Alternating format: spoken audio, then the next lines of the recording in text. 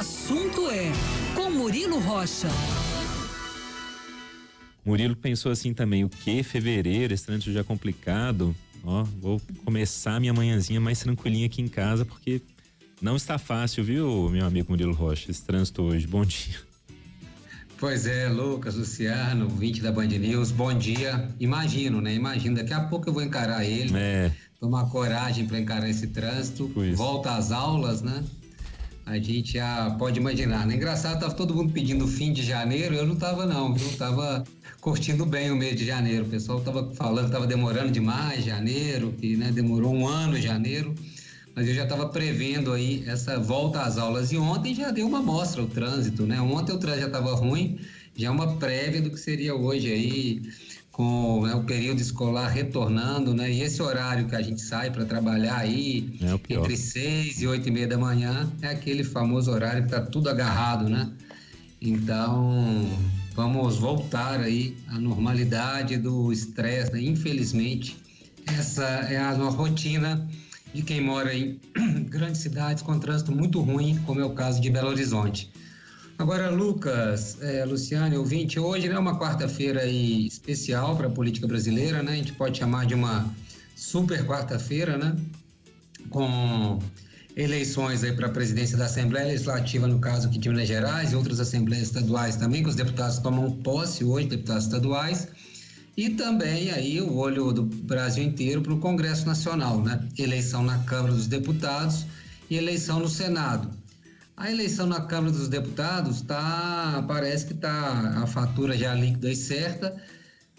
A expectativa é se vai haver aí um recorde, né? Inclusive de votação de Arthur Lira.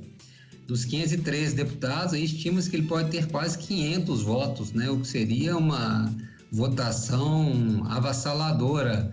O Lira, que foi tão contestado aí no governo Bolsonaro, ele era aliado de primeira ordem do governo Bolsonaro, mas na troca de governo ele já tem o apoio do governo Lula, dos petistas, enfim, e manteve parte ali do centrão, né, dos deputados também do bolsonarismo apoiando ele nessa reeleição, porque no fim, né, o Lira é aquilo, ele joga a favor aí do time que está ganhando, né? E ele tem sido muito bom para os deputados, vamos lembrar disso, né? Para o bolso dos deputados, né? Orçamento secreto e outras coisas mais. O Lira sempre referendando aí as emendas parlamentares, essa coisa toda. Ele é um típico representante do Centrão, do chamado Centrão, né? E é um deputado que joga com um time que está ganhando. Isso e agrada aí. Ele faz agrados aos parlamentares, então ele é meio uma unanimidade hoje. O governo Lula sabe que vai precisar muito dele para ter alguma vida boa, se é que se pode dizer assim, na Câmara dos Deputados.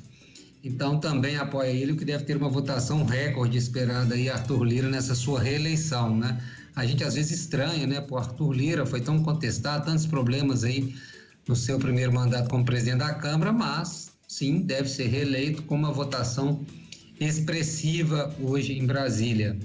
Agora, no Senado, a história é um pouco diferente, e aí vamos falar do Senado porque tudo indica que, né, deve ser reeleito também Rodrigo Pacheco, senador mineiro, né? Senador aqui de Belo Horizonte, que está tentando a reeleição, mas tem uma candidatura de Rogério Marinho do PL, que está fazendo sombra aí o Pacheco, né? A previsão do governo Lula é que o Rodrigo, vamos lembrar, são 81 senadores, ou seja, você para ganhar precisa ter pelo menos 41 votos, né? De 81 senadores, você tem que ter 41 votos. A expectativa aí do governo Lula é que Pacheco já tem de 51 a 55 votos, ou seja, teria aí uma folga de uns 10 votos, pelo menos aí, de frente com Rodrigo Pacheco para a sua reeleição.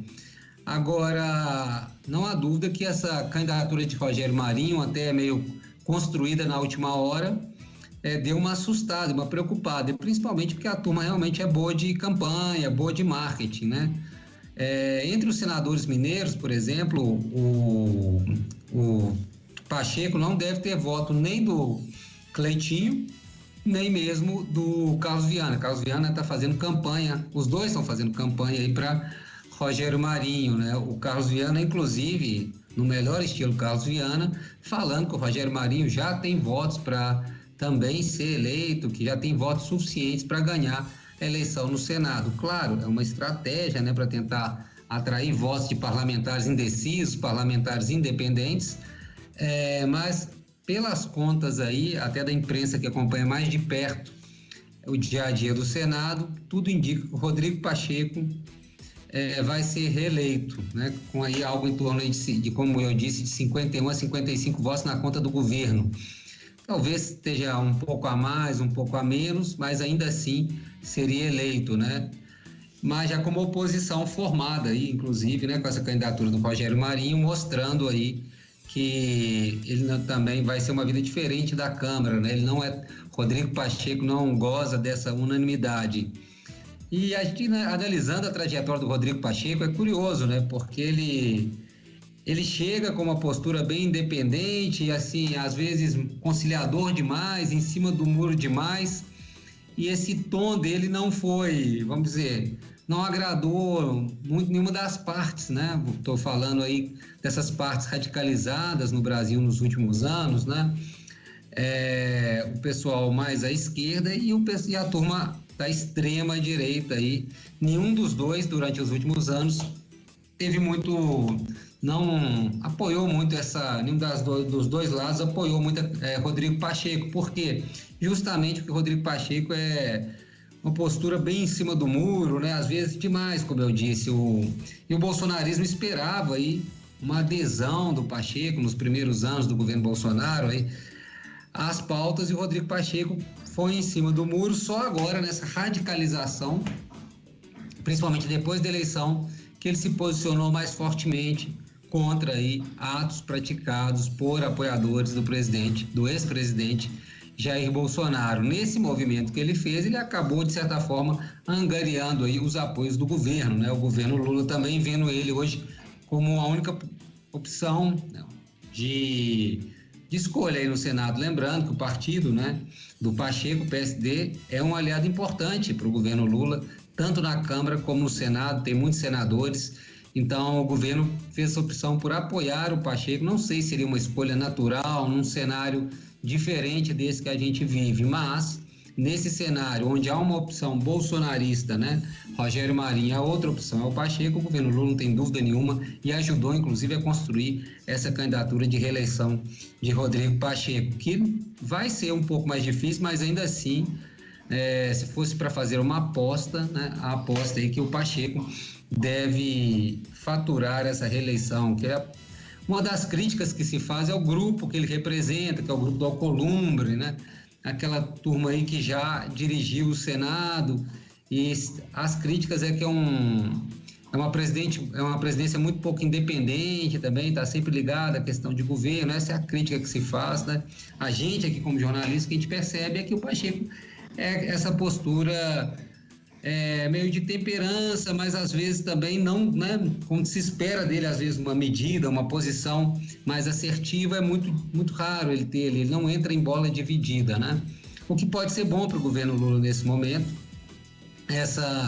esse posicionamento do Pacheco. Vamos ver, na Câmara está garantida a reeleição de Arthur Lira, no Senado também é favorito o mineiro Rodrigo Pacheco, mas aí vai ter que ganhar, vai ter que jogar o jogo para vencer, porque ali tem um adversário que tem pelo menos aí uns 25 a 30 votos. Então vai ter que fazer campanha até a última hora, né? Aquelas últimas ligações, telefonemas, conversas pé de ouvido.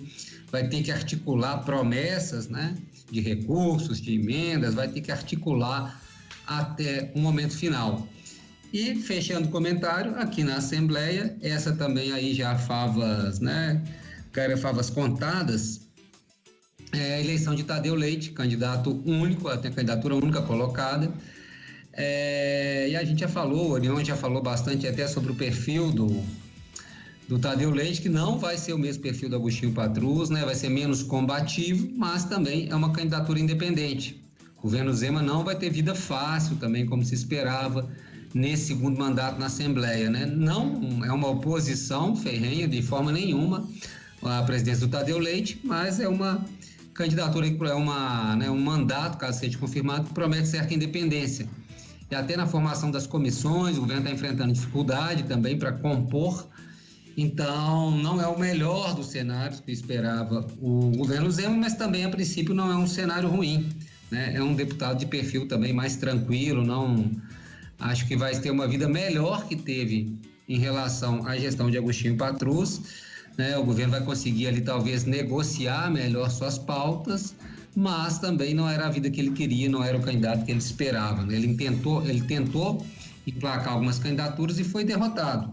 Lembrando que essa candidatura do Tadeu Leite foi construída, inclusive, pelo ex-presidente da Assembleia, Agostinho Patrus, né? Que provavelmente, com certeza, vai estar presente hoje aí até para deixar o seu mandato, né? Com esse gesto, né? Com esse simbolismo de ter conseguido emplacar um sucessor, derrotando o governo Zema, vamos dizer assim, nessa derradeira votação, nesse derradeiro duelo entre essas duas partes aí que marcou aí esses últimos 4 anos.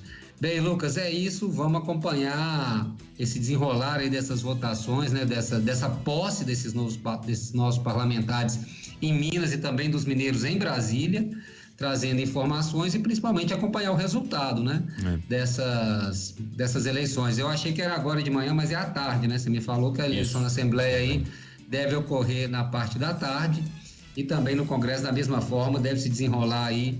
E já assim que já tiver o resultado e já ter as repercussões, né, as composições de blocos, aquela coisa toda, já começa uma outra etapa da cobertura política, né? E já começa a ficar mais claro para onde que vai caminhar o Poder Legislativo aqui em Minas Gerais, na Câmara dos Deputados e também no Senado. É isso, Lucas, Luciana. Valeu, Murilo. Até uma próxima, então. Tá bom, até mais. Um abraço para vocês.